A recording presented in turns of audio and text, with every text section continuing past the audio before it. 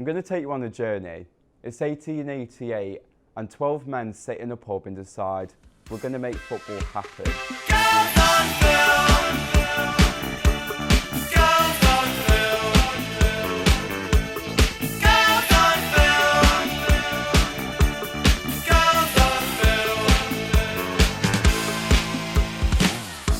The blood, sweat and tears of the week can be whisked away on a Saturday afternoon when working class men from across the country go and watch their local team play. Ever since this has been a part of British culture, over 1.9 million people go and watch their team at least twice a month.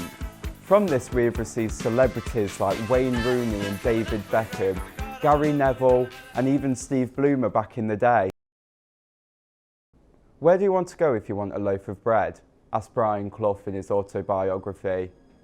Justin Fashanu, the first footballer to come out as gay, responded, a baker. Where do you want to go if you want a leg of lamb? A butcher, replied Justin. And Brian said, plain and clear, so why do you keep going to that Pufters club? Strike the pose.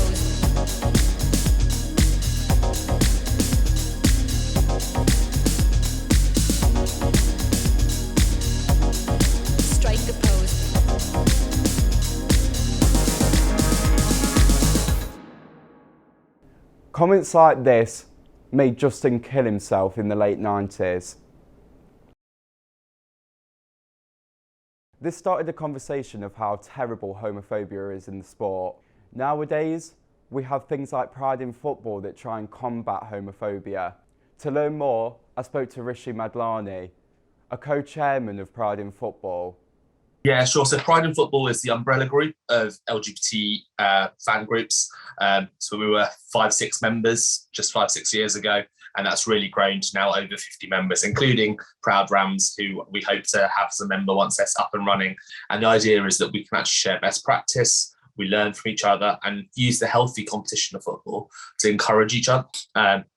And that involves also work on specific issues. So we've got our first Black members officer. So we did our first event for Black History Month as Pride in Football, which I was particularly proud of. We've got work going on how we support the women's game, and also making sure we've got fan groups there, but also supporting LGBT women fans. Could we talk a little bit about what LGBT supporters groups actually do within the community? Just in general, how do they help? Yeah, really good question. And this first thing is, I guess, it's about visibility. So actually, I mean, LGBT people have existed at football since time began. Since football's existed, we are 5 to 10% of the population, depending on which survey you're looking at, and people have not necessarily been able to express themselves. What we're trying to do is enable people just to be themselves. I'm sure you're as crazy about Derby County, I don't know why, as I am about Leicester City. I don't know why, I can't explain it either. But because your sexuality should not be a barrier to that. The second bit is how do we change our clubs to make sure they're inclusive of LGBT fans, and that involves the policies, the procedures, so that actually if there is homophobia, and there is still homophobic chanting, it's one of the last bastions we can see this.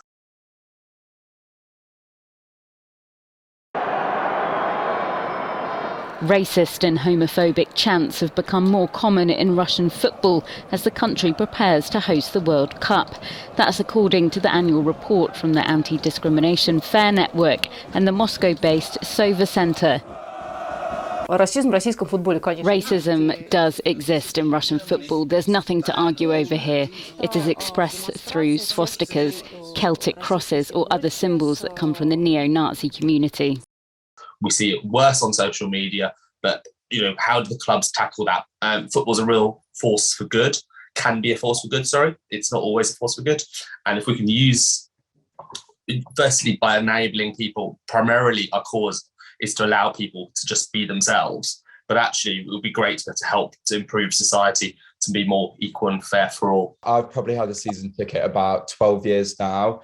And when I first started, and I kind of got to grips with the terms of the fact that I was gay, there was kind of nothing around. And it's lovely to see that this new generation of football fans will have something to look up to in the sport that is so influential on this country, and say, look, players are showing their support for it, and I think it's such an amazing thing. I sort of joke that football is my escapism from two busy jobs. In my day job, I head up climate finance, tackling climate change, and my night job's a local councillor. So I have two jobs already, and football's meant to be my escape from it. And somehow I've ended up doing this because I realise it's important. And it's not for me. It's for that next generation, as you say, Joe. When that young season ticket holder is going along, has gone along with their mum and dad in generations like as the way it's always happened. You get taken along, and I take my nephews along and nieces along to football too, and that's how you get to your first game. And how do you make that space safe for them?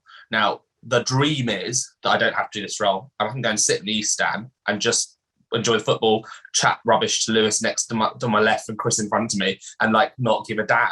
But actually, whilst this exists, whilst I have a voice, whilst we have power to help change things for others, particularly for me, I was as an Asian gay man, that was not easy for me growing up. So if I make it one little bit easier for the next generation of Joes or the next generation of Amits or whoever is growing up there, then I've succeeded already. Have you come across any performative people who are kind of sort of yes men who maybe say yes to certain things just to please the LGBT supporters? It's a good question, and I think it's been the right way to answer this. It's been a journey for all of them. I do genuinely believe that the Premier League is authentic in wanting to encourage LGBT equality, and I remember watching one of the Premier League executives, a guy called Bill Bush, speaking at a Stonewall conference. This is actually before I was involved, I was involved in Pride football. And I asked the question in the audience saying, so would you be willing to turn down Saudi Arabian money and turn away Saudi Arabian fans? And he said unequivocally yes. And that gave me hope that people in senior leadership got that.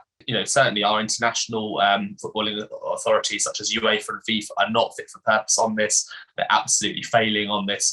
World Cup should not be in Qatar. I don't want to go with my boyfriend. I do not want to spend any of my money in Qatar. We are making a difference. I think we are having that voice being heard. We've definitely been seen. Now the battle, the hard work is now to make that long-lasting change. It's actually the hard work that goes on all year round in fan groups like the Proud Rams, like Fox's Pride, from London to Leicester. We've got that happening everywhere. How do we make sure make sure that work is sustainable and making change? Rainbow laces, rainbow armbands, LGBTQ supporters clubs. These are all things that can help, but it's not enough. Homophobia still happens in the sport, and I personally witnessed it.